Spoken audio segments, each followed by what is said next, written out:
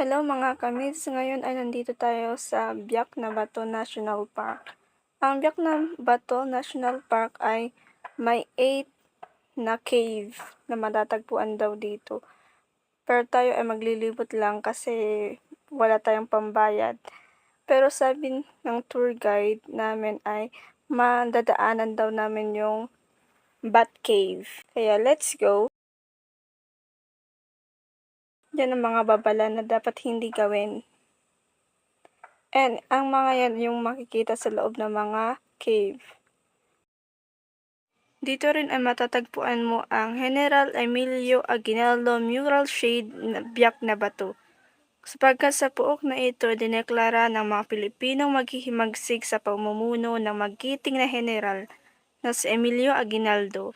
Ang Republikang Biak na Bato, 1897, ang tinaguriang Aguinaldo Cave na nagsilbing kuta ng mga katipunero ay ang siyang lugar kung saan linagdaan ng general at mga iba pang revolusyonaryo ang konstitusyon ng nagsabing republika. Layunin ng saligang batas nito ay paghiwalay ng Pilipinas sa kahariang Espanya at ang pagtatag ng isang estadong magsarili na kung saan Tagalog ang nagiging wikang opisyal. At yan ang pinakamalaking dahilan kung bakit maraming dumadayo para puntahan ang lugar na ito. Maliban sa kagandahan at mga kakaibang bagay na nakapagtataka. Katulad nito, ito ay tinatawag na Pahingahan Cave, pero ang mga bato daw dito ay buhay, kaya sagrado. Kaya nagtataka ako bakit paano naging buhay. Kaya tinanong ko yung tour guide namin at sabi niya ay, Ayan po, ganyan yung mga kuweba namin. Pero iba po to, sa ibang kuweba, merong kuweba na talagang pinapasok siya, eto, sarado na.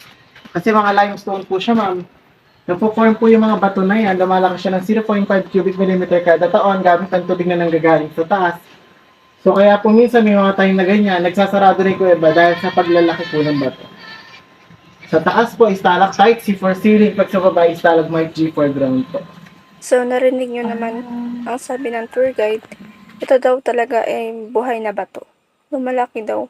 At ito ay sagrado kaya ang bawal pasukan, kaya magpatuloy tayo. And napansin ko lang dito ay yung parang mga bato dito is yung mga bato dun sa baybay. Parang ganun yung itsura nila.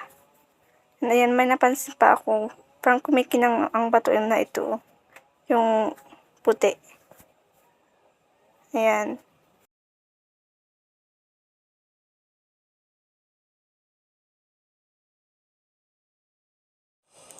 And ngayon, itong pinakamalaking bato, ito ang tinatawag nilang Bat Cave. May dalawang pinto, yung isa maliit tapos yung isa malaki. Tapos ang dilim doon sa loob. And ito ay Aguinaldo Cave. Hindi ako sigurado kung ito ba yung tinatawag nila Aguinaldo Cave. And if alam nyo kung anong cave na to, correct me if I'm wrong, kung Aguinaldo Cave pa talaga to. And kung may mga tanong pa kayo, just comment below and try natin sagutin. And thank you for watching. Hanggang dito muna tayo ngayon. Just like, follow, and share for more. Thank you. Bye-bye.